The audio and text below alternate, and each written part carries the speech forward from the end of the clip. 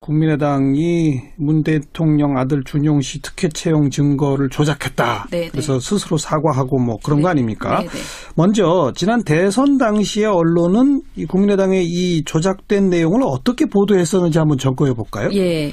그 당시에 제가 이제 이 방송에서도 말씀드렸는데 문준용 씨 특혜 채용 의혹은 거의 선거 기간 내내 연일 이슈화 되었다라고 해도 과언이 아닙니다. 예. 오죽하면 특별히 추가되는 사실관계가 없을 때에도 국민의당과 자유한국당에서 의혹을 거듭 제기하는 발언을 하면 이것이 다시 언론에서 보도되는 식으로 받아쓰는 식으로. 예, 보도 행태가 있었습니다. 예. 이런 상황에서 선거를 나흘 앞두고 나온 국민의당의 녹취는 분명 파급력이 있는 사안이었습니다. 그렇죠. 예, 당시 방송사 중에서 이 녹취를 가장 열심히 보도한 곳은 MBC였더라고요. 녹취록이 공개됐던 5월 5일부터 대선의 바로 전날인 8일까지 MBC는 단 하루도 빼놓지 않고 국민의당이 공개한 녹취록을 보도했습니다. 예. 그러니까 4일간 총 4건을 보도한 것인데요. 같은 기간에 타사는 한두 건만 보도를 했고요. 채널A는 아예 보도가 없었습니다. 아예 없는 데도 있어요? 네. 2건을 냈던 JTBC와 TV조선 MBN도 5일 국민의당 녹취를 공개하는 것이 한 건 있었고 7일 민주당의 고발 조치를 보도하는 것이 한 건 있었던 것이고요. 양쪽 입장을 하나씩 한 거네요. 그렇죠. 이와 달리 MBC는 의혹 관련 내용이나 그러니까 새로운 내용이나 이벤트가 발생하지 않았는데도 매일 관련 내용을 거의 우려먹기식으로 보도를 했습니다. 예. 특히 아무도 보도를 내지 않았던 5월 8일 보도는 문제가 심각하다 이렇게 보였는데요. 제목이 문 아들 특혜 취업 의혹 사활건 공방이라는 8일자 보도에서 안희정 지사 아들을 선거의 양아들 삼고 있는 아버지를 보면서 준용 씨는 지금 어디서 무슨 생각을 하고 있습니까? 라는 국민의당의 그 자극적인 공세를 그대로 받았었고요. 네. 또 문 후보가 직접 특혜 채용에 관여했다는 정황이 복수의 증인으로부터 확인됐다는 그 자신만만한 국민의당의 입장을 전했습니다. 예. 그리고 또 당시에 자유한국당이 문준용 씨의 사진과 제보 전화번호까지 내걸면서 공개 수배를 선언했었거든요. 예. 근데 MBC가 이 자유한국당의 겁박성 주장도 그대로 보도를 했습니다. 네. 사실 이 내용은 명백한 인권 침해이자 명예훼손에 가까운 내용이었는데 MBC가 이것을 아무런 문제의식 없이 자유한국당의 주장을 받아쓴 것이죠. 그래서 5일 최초 녹취 공개 이후에 국민의당의 그 녹취의 당사자가 누구인지 추가 증언이 무엇인지 공개하지 않았었잖아요. 그렇죠. 그런데 이런 상황을 감안하면 4일 내내 이 녹취를 보도한 것 자체가 부적절했었다 이렇게 평가할 수 있겠습니다. 그리고 더불어민주당 측에서 이건 사실이 아니다라고 형사 고발까지 했으면 최소한 균형은 맞춰야 그렇죠. 하는데. 그리고 특히 8일에 이렇게 길게 보도한 것은 굉장히 부적절했죠. 선거 바로 전날. 네네. 네. 방송을 정리해 주셨고 신문은 어떻게 보도했어요? 신문은 6개 신문이 그 당시에 어떻게 보도했나 보니까 동아일보가 5월 5일부터 9일까지 4건으로 가장 많이 보도를 했어요. 네. 중앙일보와 한국일보가 각각 2건을 보도했고요. 반면에 경향신문과 한겨레 그리고 조선일보가 당시 이 내용을 보도하지 않았습니다. 조선일보가 보도를 아예 안 했어요? 예, 뭔가 느꼈던 것 같습니다. 아하, 예. 예, 게다가 방송사 저녁 종합뉴스 말고 사실은 종편 시사 토크쇼에서 이런 일이 벌어지면 엄청나게 많이 언급하거든요. 그렇죠. 근데 실제로 저희가 찾아보니까 종편 시사 토크쇼에서는 국민의당 관계자들이 모두 출연해서 자신의 당이 폭로한 문준용 씨 그 의혹을 반복적으로 언급했습니다. 네. 사실 이게 사실 여부와 상관없이 이런 주장이 계속 반복되고 특히 생방송으로 이루어지는 토크쇼를 이용해서 의혹을 확대 재생산하는데 그 언론이 적극 이용당했다 이런 생각이 들었고요. 예. 무엇보다 그러니까 문준용 씨 스스로 나와서 해명하라. 선거에 아버지를 돕지 않고 어디 숨어 있냐 이런 식의 주장을 거듭한 것이 상당히 마녀 사냥에 가까웠다 이렇게 보였습니다. 가만히 생각해 보니까 국민의당은 그 당시에 왜 권양숙 여사 구촌 친척 특혜 채용했다라고 했다가 우리가 확인해 보니까 친척이 아니더라라고 네. 사과했던 전례도 있었죠. 그렇죠. 그러니까 제가 모니터하면서 놀란 게요. 그 사과한 게 5월 4일이었습니다. 아하. 그러니까 우리가 이 말하는 폭로가 5월 5일이었잖아요. 바로 전날. 예, 바로 전날 국민의당 공명선거 추진위원장인 이용주 의원이 4월 24일에 제기했던 권양순 여사의 구촌 친척인 권모 과장을 특혜 채용했다는 의혹에 대해서 사과를 했습니다. 예. 사과 내용을 보면 비록 착오로 인한 것이지만 권 여사께 진심으로 진심으로 사과드린다. 향후 제가 책임져야 할 부분이 있으면 응분의 책임을 지겠다고 발표를 했더라고요. 예. 그런데 이런 발표를 한 바로 다음 날 국민의당이 또다시 검증되지 않은 내용을 공개했던 것이죠. 그러네요. 근데 만약에 당시에 이 섣부른 의혹 제기에 대해서 언론이 제대로 비판을 했더라면 그리고 국민의당이 자성을 했었더라면 지금의 이 사태는 없지 않았을까. 없었겠죠. 예, 그런 생각이 들었고요. 그런데 당시 오히려 채널A의 정치데스크라는 방송에서 5월 4일 진행자 홍성규 씨는 이렇게 이야기했어요. 잘못된 걸 바로바로 인정하고 정정하는 모습은 그나마 좀 보기 좋네요. 국민의당에 대해서? 네. 그러니까 그냥 비판하기보다는 칭찬 쪽으로 사과를 칭찬하는 쪽으로 방점을 찍었더라고요. 예. 이런 식의 안이한 태도가 이번 사태를 부른 것 아닌가라는 생각이 들고요. 네. 이번 사상 초유의 대선 의혹 조작 사태에서 언론은 공동 책임을 져야 할 존재라는 공범이라는 생각이 듭니다. 그렇죠. 네. 자, 이제 국민의당이 이거 조작이다는 거 인정하고 대국민 사과한 이후의 보도 태도를 한번 비교해 봅시다. 네, 먼저 신문부터 살펴보면 그 대국민 사과를 한 27일, 그러니까 사과한 이후에 27일에 가장 이 보도를 적게 보도한 것이 동아일보였습니다. 아까 동아일보는 가장 많이 보도했다 그랬잖아요. 네 건을 가장 많이 보도했는데 대선 때 많이 썼던 곳이 적게 하는군요. 네, 오히려 이번에는 한 건으로 가장 적게 보도했고요. 네. 한겨레와 한국일보는 각각 2건, 조선일보와 중앙일보는 각각 3건의 보도를 했고요. 선거 당시 국민의당 주장에 받아쓰지 않았던 경향신문은 5건의 관련 보도를 내놓았습니다. 네. 지면 배치에 있어서 매체별 차이점이 아주 두드러졌는데요. 동아일보와 조선일보는 증거 조작 사실이 밝혀졌다는 사실을 담은 보도를 일면에 배치하지 않았고요. 경향신문과 중앙일보, 한겨레, 한국일보는 일면에 배치했습니다. 예. 이 중에서 경향신문 일면 보도는 머릿 기사였습니다. 예. 신문사별로 이 사안을 주요하게 부각하는 곳이 있고 그렇지 않고 쉬쉬하는 곳이 있음을 느끼실 수 있을 것입니다. 방송은 어때요? 방송은 6월 27일 보면요. KBS가 3건, MBC와 SBS가 5건, JTBC가 11건, TV조선 채널A, MBN이 각 3건씩 보도했습니다. 예. 근데 사실 이 보도량이 많아 보이지만 이 사건을 제대로 전하는 데 있어서는 이 보도량이 이렇게 많은 편도 아니에요. 그러니까 JTBC는 11건이나 보도했잖아요. 예. 이 정도는 보도해야 사안을 좀 정리할 수 있더라고요. 어허.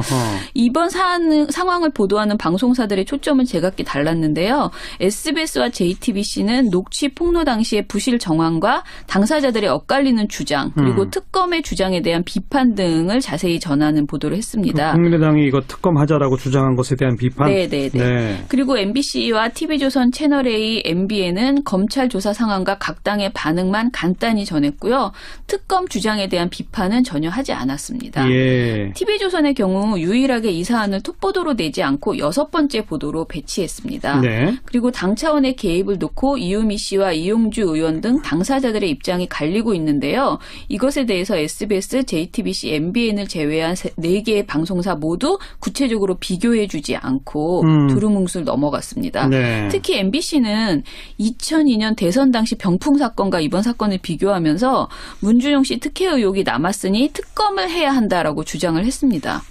그런데 사실 이 사건은 이 주장은 국민의당도 일단 했다가 물러선 건데. 특히 자유한국당이 또 지금 굉장히 강하게 주장하고 있거든요. 특검을 네. 해야 된다라는 거는. 네. 근데 이 사건이 지금 진행 중이잖아요. 그래서 네. 저는 언론의 보도를 좀 더 지켜봐야 된다 싶고요. 다만 이 사안을 MBC나 자유한국당처럼 준용 씨 특혜 의혹이 남았으니 특검하자 쪽으로 몰아가는 일부 언론은 부적절하다. 이런 말씀 드리고 싶네요. 네. 그래요. 자, 이번에는 인사청문회 관련 보도 좀 평가해 볼까요? 예, 다른 내용도 많지만 김상곤 교육부 장관 겸 사회부총리 후보자에 대한 인사청문회가 좀 지나치다 싶어서 이 방송에 대해서 이제 가지고 왔는데요. 예. 김상곤 후보자 인사청문회를 보도하는 방송사들의 태도는 약속이라도 한 듯 똑같습니다. 한마디로 논문 표절이 확실하고 사회주의자라서 장관이 될 수 없다고 공세를 가한 자유한국당의 의원의 모습을 그대로 보여주는 것입니다. 예. 여기에 김상곤 후보자의 답변이나 여당 의원의 반론을 조금씩 붙여주기는 하는데 그 분량이 너무 적어서요. 기계적 중립에도 미치지 못했습니다. 네. 29일에 김상곤 후보자 청문회 관련 보도는 KBS, MBC, SBS가 1건, JTBC, TV조선 채널A가 2건, MBN이 3건이었는데요.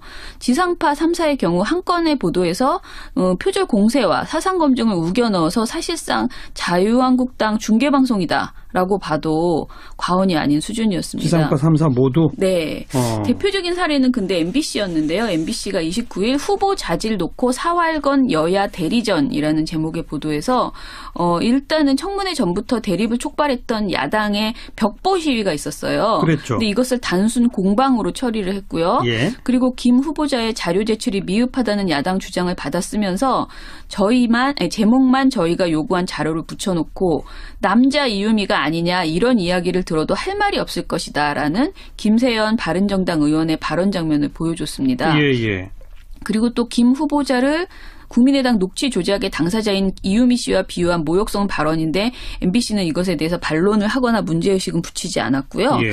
의원들이 김 후보자의 무려 1,500건의 그 자료를 제출하라고 요구해서 사실상 불가능한 요구를 했다는 점이라든가 1,500건을 요구했어요? 네네. 그런 와중에 김 후보자가 90%에 가까운 자료 제출을 보였다는 사실도 언급하지 않았습니다. 네. 그리고 또 그대로 다 베꼈어요. 이게 번역서지 논문입니까? 출처 표시 없습니다. 라면서 표절 의혹을 제기한 이종배 자유한국당 의원의 발언도 담았고요. 예. 솔직하게 이야기하셔야 합니다. 나는 사회주의자라고 반성하고 사과할 줄 알아야지라고 외친 이장우 자유한국당 의원 발언도 담았습니다. 예. 이렇게 보도에서 청문회 시작 후 후보자의 질의를 하는 의원들은 모두 자유한국당 의원들의 모습뿐이었습니다. 자유한국당 의원의 질의만 보도를 한다? 예, 그렇게 담았죠. 예. 그리고 MBC는 여당 의원의 정책 능력을 검증해야 되는 오늘 이 자리에 유감을 표하지 않을 수 없고라는 그 박경미 민주당 의원의 모습을 단 한 컷 집어넣었을 뿐입니다. 그러니까 여당 의원은 이 내용뿐이었어요. 원래 청문회라고 하는 게 의혹이 있으면 의혹을 추궁하는 제일 강한 그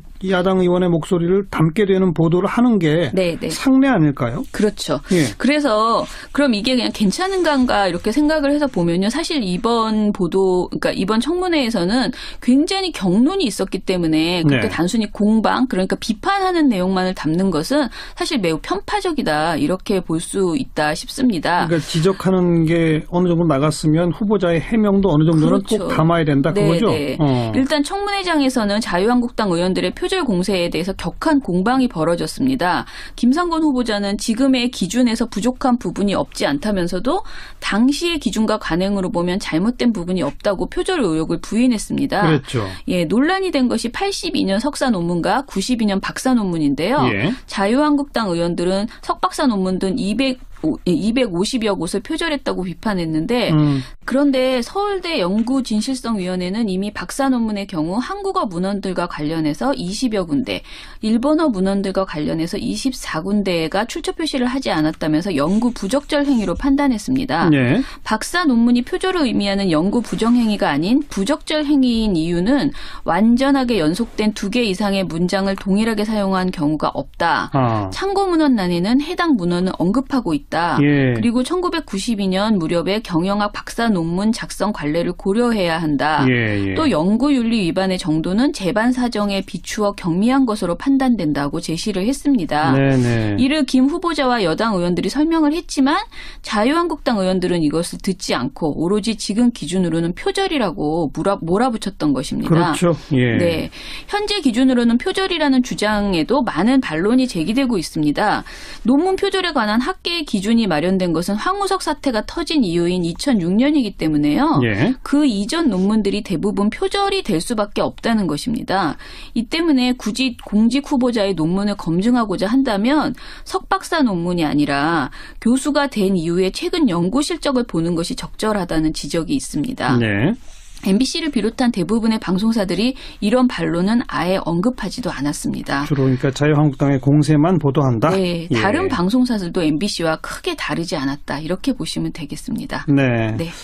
자, 인사청문회 관련 보도까지 정리해봤고 언론계 현황 가운데 지금 또 가장 큰 쟁점 중에 하나로 떠오르는 게 고용노동부가 MBC에 대해서 특별 근로감독에 착수한다. 네. 여기에 대해서 또 MBC가 강하게 반발하고. 네. 이게 지금 맞아요. 뜨끈뜨끈한 뉴스죠? 예. 예. 고용노동부가 그동안 노동 탄압 문제가 제기돼 왔던 MBC에 대한 특별 근로감독에 착수한다는 소식이 있었는데요. 그 고용부 서울 서부지청은 문화방송에 대한 특별 근로감독을 착수한다 이렇게 밝혔고요. 예. 언론노조 MBC 본부 조합원은 그 문화방송이 무더기 징계와 해고를 해온 가운데 고용부의 특별 근로감독이 어떤 결과를 낼지 기대가 된다. 있다 이렇게 밝혔습니다. 예, 이거는 노조가 요청한 거죠. 네, 맞아요. 예, 예. 문화방송 노조가 이미 그 근로감독을 요청을 했고 노조의 보도자료를 보면요. 2012년 파업과 조합활동을 이유로 한 부당 징계가 지난 5월까지 71건에 이른다는 것이에요. 네. 그리고 부당 교육과 전보 배치된 사람들은 187명에 이른다고 합니다. 정당한 노조 활동인 피켓 시위, 노보를 배포한 것을 방해하고 사내 전산망을 통한 노조의 홍보 활동도 방해했다고 주장했습니다. 예, 예. 그리고 언론노조와 4년 넘게 교섭을 해태해서 무단협 상태가 유지됐지만 제3노조와는 교섭 진행 8개월 만에 단협을 체결하는 등 노조 간 차별을 자행하고 있다는 점도 제시를 했습니다. 이건 몰랐던 사실인데 그렇죠. 이런 일도 있었군요. 네, 노조는 예. 이 같은 행위가 모두 노동조합 및 노동관계 조정법이 금지하는 부당 노동 행위라고 주장하고 있습니다. 그리고 그런 주장을 고용노동부가 받아들여서 네. 근로감독하겠다 네, 특별근로감독 결정했다는 거죠. 하겠다고 한 거죠. 예. 그런데 더 황당한 것은 이런 그 내용에 대해서 MBC가 3건이나 보도를 냈습니다. 29일날 보도를 냈는데요. 당일날. 네.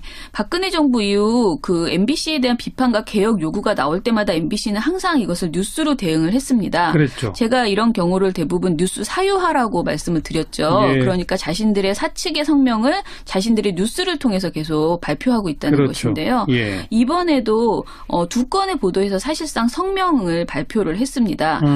먼저 이제 첫 보도에서는 근로감독 그 개시를 알리는 내용을 전했고요. 두 번째 보도에서는 자신들의 성명을 이제 쭉 설명을 했습니다.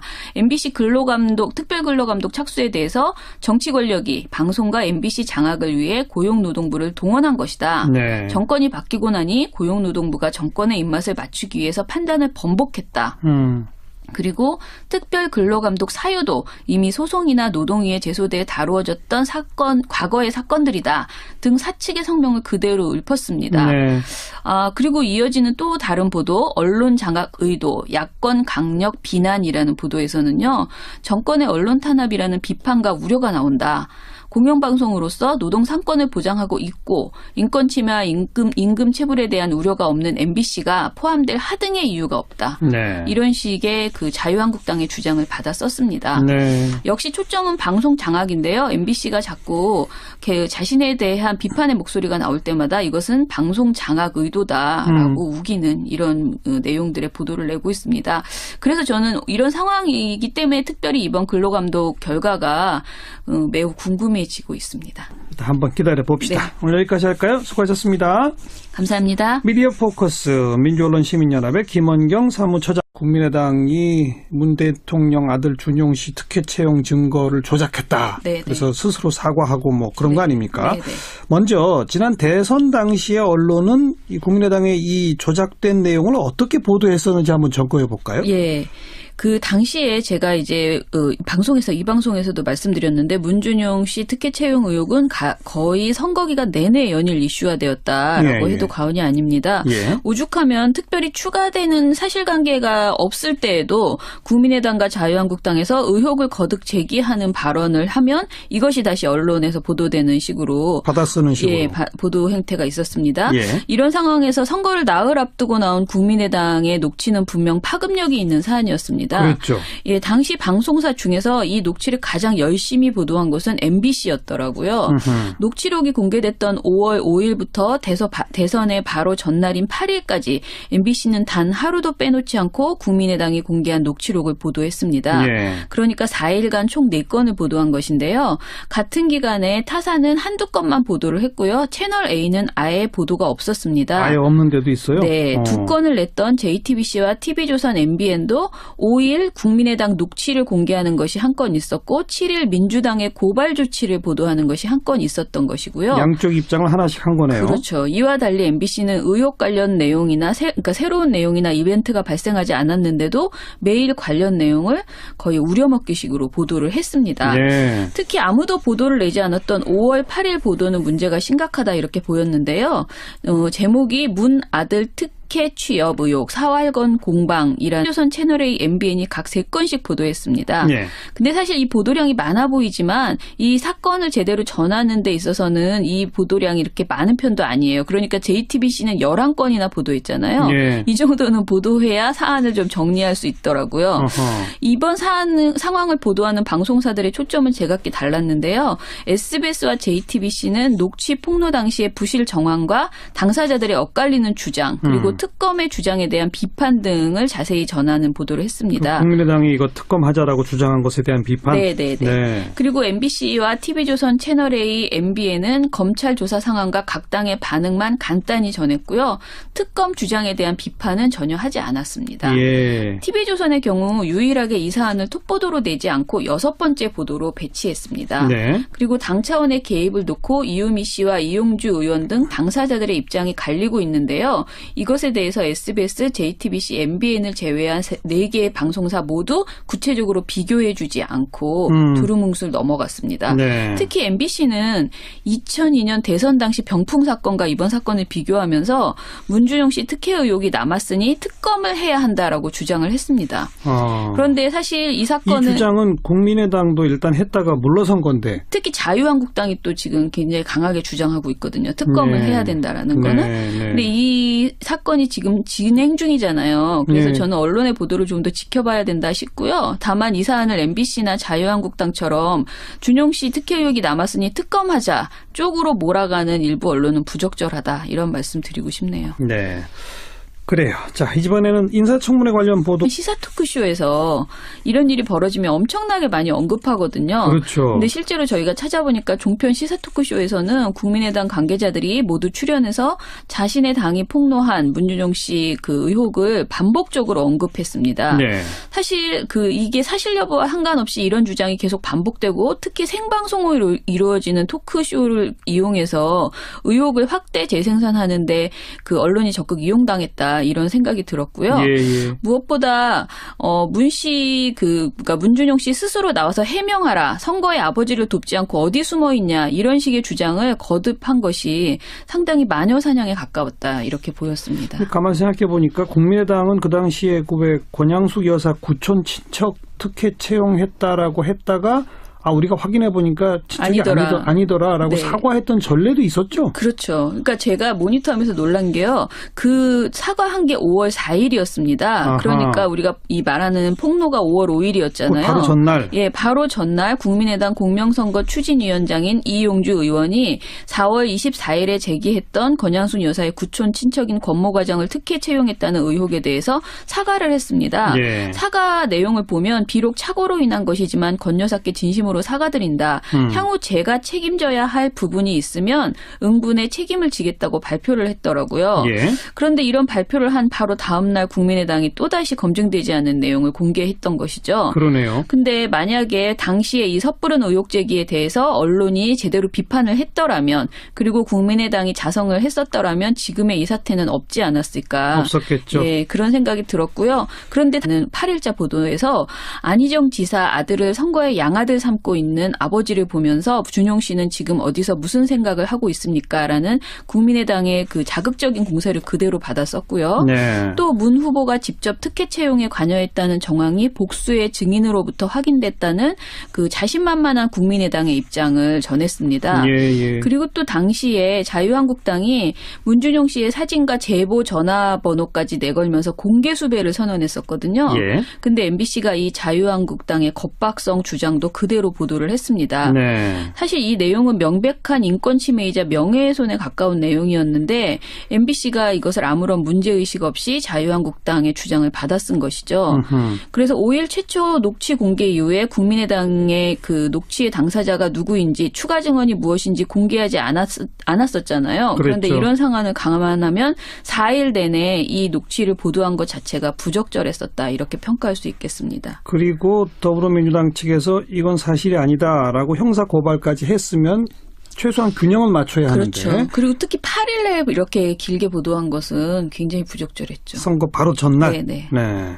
방송을 정리해 주셨고 신문은 어떻게 보도했어요? 신문은 6개 신문이 그 당시에 어떻게 보도했나 보니까 동아일보가 5월 5일부터 9일까지 4건으로 가장 많이 보도를 했어요. 네. 중앙일보와 한국일보가 각각 2건을 보도했고요. 반면에 경향신문과 한겨레 그리고 조선일보가 당시 이 내용을 보도하지 않았습니다. 조선일보가 보도를 아예 안 했어요? 예, 뭔가 느꼈던 것 같습니다. 아하, 예. 예, 게다가 방송사 저녁 종합뉴스 말고 사실은 종편 당시 오히려 채널A의 정치데스크라는 방송에서 5월 4일 진행자 홍성교 씨는 이렇게 이야기했어요. 잘못된 걸 바로바로 인정하고 정정하는 모습은 그나마 좀 보기 좋네요. 국민의당에 대해서? 네, 그러니까 그냥 비판하기보다는 칭찬 쪽으로 사과를 칭찬하는 쪽으로 방점을 찍었더라고요. 예, 예. 이런 식의 안이한 태도가 이번 사태를 부른 것 아닌가라는 생각이 들고요. 네. 이번 사상 초유의 대선 의혹 주작 사태에서 언론은 공동 책임을 져야 할 존재라는 공범이라는 생각이 듭니다. 그렇죠. 네. 자, 이제 국민의당이 이거 조작이다는 거 인정하고 대국민 사과한 이후의 보도 태도를 한번 비교해 봅시다. 네, 먼저 신문부터 살펴보면 그 대국민 사과를 한 27일, 그러니까 사과한 이후에 27일에 가장 이 보도를 적게 보도한 것이 동아일보였습니다. 아까 동아일보는 가장 많이 보도했다 그랬잖아요. 4건을 가장 많이 보도했는데 대선 때 많이 썼던 곳이 적게 하는군요. 네, 오히려 이번에는 한 건으로 가장 적게 보도했고요. 네. 한겨레와 한국일보는 각각 2건, 조선일보와 중앙일보는 각각 3건의 보도를 했고요. 선거 당시 국민의당 주장에 받아쓰지 않았던 경향신문은 5건의 관련 보도를 내놓았습니다. 네. 지면 배치에 있어서 매체별 차이점이 아주 두드러졌는데요. 동아일보와 조선일보는 증거 조작 사실이 밝혀졌다는 사실을 담은 보도를 일면에 배치하지 않았고요. 경향신문과 중앙일보, 한겨레, 한국일보는 일면에 배치했습니다. 예. 이 중에서 경향신문 일면 보도는 머리 기사였습니다. 예. 신문사별로 이 사안을 주요하게 부각하는 곳이 있고 그렇지 않고 쉬쉬하는 곳이 있음을 느끼실 수 있을 것입니다. 방송은 어때요? 방송은 6월 27일 보면요. KBS가 3건, MBC와 SBS가 5건, JTBC가 11건, TV